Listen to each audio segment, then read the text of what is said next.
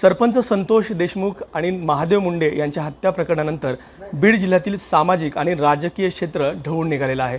दरम्यान याच पार्श्वभूमीवरती बोलण्यासाठी आपल्याबरोबर राष्ट्रवादी शरद पवार गटाचे नेते मेहबूब शेख आहेत। तुम्ही बघत असाल जवळपास 6 ते 7 महिने होऊन जातात या सगळ्या गोष्टीला।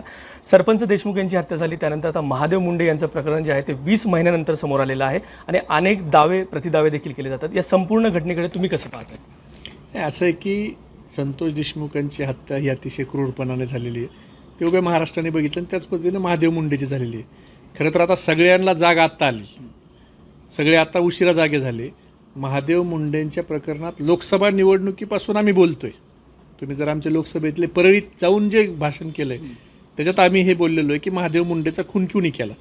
आता काय त्यावेळेला लोक दबावाखाली होती, आता हळूहळू लोक बाहेर येऊन बोलत आहेत। त्यामुळं आता पोलीस प्रशासन काय करतं आहे, पंकज कुमावतसारखे चांगले अधिकाऱ्याची नेमणूक SITमध्ये केली, अपेक्षा आहे की त्यांच्याकडून न्याय मिळेल। बरं, एकंदरीत जर पाहिलं तर आता जवळपास या संपूर्ण घटनेमध्ये धनंजय मुंडे यांना राजीनामा द्यावा लागला होता। असं असताना त्यांचा जो बंगला आहे, शासकीय निवासस्थान आहे, ते त्यांना सोडवत नाही आहे आणि अनेक टीका देखील राजकीय वर्तुळात होत आहे। कसं आहे, जीव गुंतला आहे ना तिथं बंगल्यात, आणि त्यांना वाटत असेल मी पुन्हा येईल, मंत्रिपद मला भेटेल, म्हणून त्यांचे बरेच लोक माणिकराव कोकाटेंचा राजीनामा व्हावा म्हणून देव पाण्यात घालून बसले होते, ती जागा मोकळी झाल्यावर तरी आपल्याला भेटेल, त्यामुळे अपेक्षा असेल। आणि सरकारी बंगला त्याच्यामुळं सोडवत नसेल। आता बघू मुख्यमंत्री काय करतात, काय निर्णय घेतात का मुख्यमंत्र्यांची इच्छा आहे त्यांना परत घ्यायची, म्हणून मुख्यमंत्र्यांनी त्यांना सांगितलं, काजीदादांनी सांगितलं की बंगला सोडू नका, परत तुम्हाला तिथं यायचं आहे। मात्र 42 लाखांचा दंड देखील ठोठावण्यात आला आहे। कसं त्यांना काय 42 काय 42 लाख काय 42 कोटी भरू शकतात ते। आपण बघितलं त्यांच्या कार्यकर्त्यांच्याकडेच हजारो कोटीच्या प्रॉपर्टी आहेत, त्यांना तो दंड काय फार नाही। महादेव मुंडे यांच्या हत्या प्रकरणामध्ये स्थानिक जे नेते आहेत त्या अनेक दावे करतायत, प्रतिदावे करतायत। अशामध्येच तुमचे एकेकाळी सहकारी राहिलेले विजयसिंह बांगर यांनी या ठिकाणी जितेंद्र आव्हाड यांना मारण्यासाठी रेकी जी आहे ती गोट्या गित्ते आणि तांदळे नामक व्यक्तीकडनं करण्यात आली, असा दावा जो आहे तो केलेला आहे। मला वाटतं याच्यात पोलिसांनी सत्यता तपासली पाहिजे, आणि हे जर झालं असेल तर हे गंभीर आहे।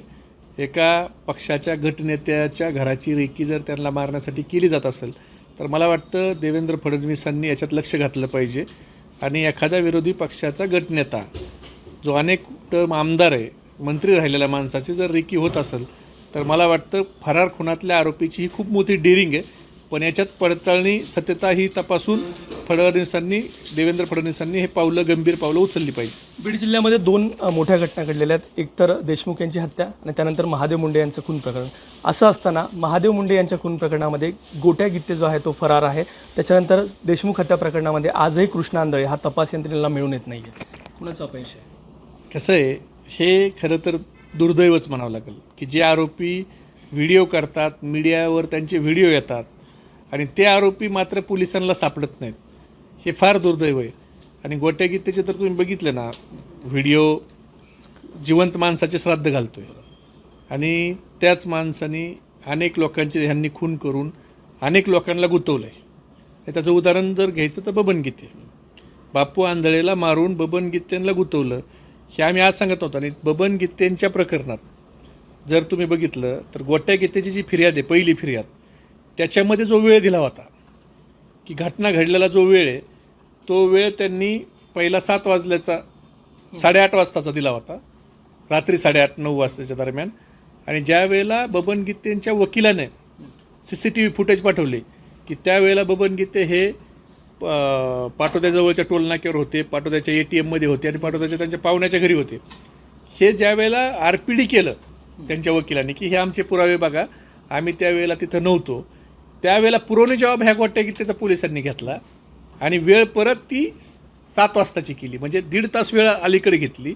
आणि बबन गीतेला कसं गुंतवता येईल विधानसभेच्या निवडणुकीच्या अगोदर, हे परफेक्ट प्लॅनिंग करण्यासाठीच बापू आंधळेचा बळी घेतलेला आहे। 2 प्रकरणामध्ये नेमकं अपयश कोणाचं असं दिसून येतं तुम्हाला? अपयश काय हो, आता सन्माननीय जे SP साहेब आले त्यांचं ते आल्यापासून खोटे गुन्हे हे बीड जिल्ह्यात बंद झाले, नाहीतर हे SP येण्याच्या अगोदर, कावत साहेब येण्याच्या अगोदर बीडची पोलीस यंत्रणा ही घरगडी असल्यासारखीच पालकमंत्र्याचं काम करत होती। त्यांचं सगळे SP पासून हो कोण चालवायचं? वाल्मिकी कराड आणि धनंजय मुंडे चालवायचे. त्यांचे घरगडी असल्यासारखंच पोलीस प्रशासन वागत होतं. त्याचा त्रास आमच्यासहित सगळ्यांनी भोगलेला आहे. अनेक लोकांच्यावर खोटे गुन्हे दाखल झालेले आहेत. त्यात काय? प्रमोद जोशी, विकास माने, एबीपी माझा, बीड. एबीपी माझा, उघडा डोळे बघा नीट.